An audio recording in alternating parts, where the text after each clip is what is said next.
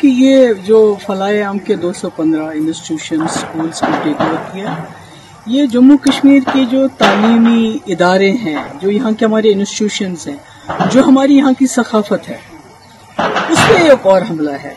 मैं इसलिए सकाफत और जम्मू कश्मीर के तशख्खुस के साथ इसको जोड़ रही हूँ क्योंकि बहुत कम ऐसे स्कूल हैं FAT की तरह जो स्कूलों में इखलाकी इस्लामी तालीम के साथ जो रेगुलर एजुकेशन भी देते हैं।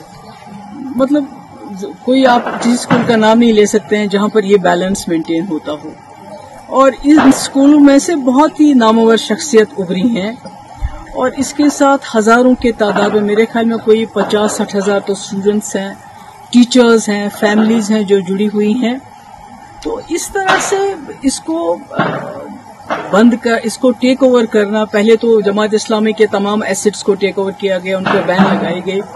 पर तभी उम्मीद थी कि यहाँ एक चुनी हुई सरकार आएगी, इलेक्शन होंगे, तो शायद ये जो हम पे ताबड़तोड़ हमले हो रहे हैं हमारे तशख्खुस पे, हमारे हर इदारे पे, तो कहीं ना कहीं उसको वो रोकने में कामयाब हो जाएंगे। और शायद यही वजह है कि लोगों ने नेशनल कॉन्फ्रेंस को तकरीबन 50 सीटें दी। पार्लियामेंट में 3 मेंबर पार्लियामेंट दिए लद्दाख को लेके। तो पर अफसोस की बात है कि बजाय इसके वो इस चीज को रोके, तो ये गवर्नमेंट की तरफ से ऑर्डर आना, मुझे लगता है कि ये मतलब एज अ कश्मीरी मुझे लगता है कि ये जो लोगों का जो भरोसा है उन पे क्या गुजरी होगी, मैं उसका अंदाजा नहीं लगाना चाहती। क्योंकि पिछले इलेक्शन में तमाम लोगों ने अपनी आइडियोलॉजी से बालातर उठ के, चाहे वो जमात इस्लामी थे, चाहे अहले हदीस थे, चाहे एम्प्लॉइज थे, चाहे टीचर्स एसोसिएशन थी, चाहे नौजवान थे, सब ने सोचा कि एक ही जमात को वोट देंगे ताकि ये जो तूफान आ रहा है हम पे मरकज की तरफ से, इसको शायद एक जमात रोक पाएगी, एक ही जमात रोक पाएगी। क्योंकि PDP को तोड़ फोड़ करके PDP लगता था लोगों को ये खत्म हो चुकी है, ये मुकाबला नहीं कर पाएगी। तो ऐसे में ये होना, और अभी आपने देखा कुछ देर पहले जो हमारी उर्दू जबान है, सरकारी दफातर में से उसको तकरीबन खारिज किया जा रहा है। हमारी किताबों, हमारे जो सिलेबस है, जो करिकुलम है, उसमें जो है हमारे शेखुल आलम रहमतुल्लाह अलैह हैं, या हमारे अल्लामा इकबाल साहब हैं, या इसी तरह जो हमारे आगा शाहिद साहब हैं, उनको बिल्कुल उससे अलग किया जा रहा है। तो सरकार जो है खामोश है, और इस बार तो सरकार हिस्सा बन गई।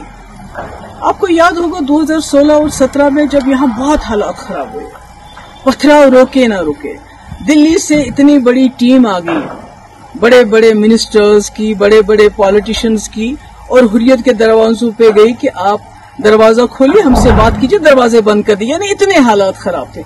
उस वक्त मेरे ऊपर बहुत प्रेशर आया था कि आप जमात इस्लामी के ऊपर क्रैक डाउन कर लीजिए, बैन कर लीजिए, इनको PSA लगा लीजिए, इनके एसेट सीज के, जो अब हो रहा है, जो इस वक्त की सरकार इस वक्त कर रही है।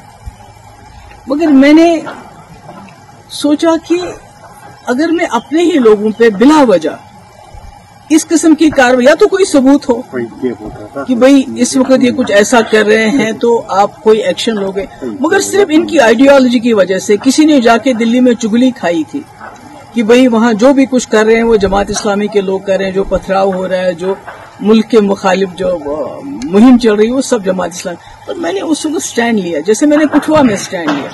हालांकि मेरे पास अक्सरियत नहीं थी, हम PDP BJP सरकार में बने हुए थे। आज नेशनल कॉन्फ्रेंस के पास अपनी अक्सरियत है, उसके बावजूद वो इस किस्म के फैसले करती है। मुझे लगता है ये अफसोस के लायक है, और इसके बारे में क्या कहूँगा। वैसे तो लोग कहते हैं कि कहीं न कहीं नेशनल कॉन्फ्रेंस और जमात इस्लामी का पुराने वक्त से चल रहा है, कि जब शेख साहब मरहूम 77 में आ गए, उसके बाद जमात इस्लामी वालों के साथ क्या किया गया, किस तरह इनके घर चलाए गए, क्या क्या हमारी मुकद्दस किताबें भी नजर आतश की गई।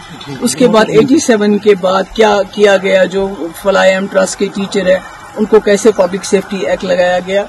और आज 2025 में अब इनके जो स्कूल थे, जो लोगों के गरीब बच्चों को, क्योंकि आपने देखा कि सरकारी स्कूलों में जो चीज कमी है वो ये स्कूल पूरी करते थे, जिनका कोई नहीं होता था, और कम फीस लेके ये तालीम देते थे।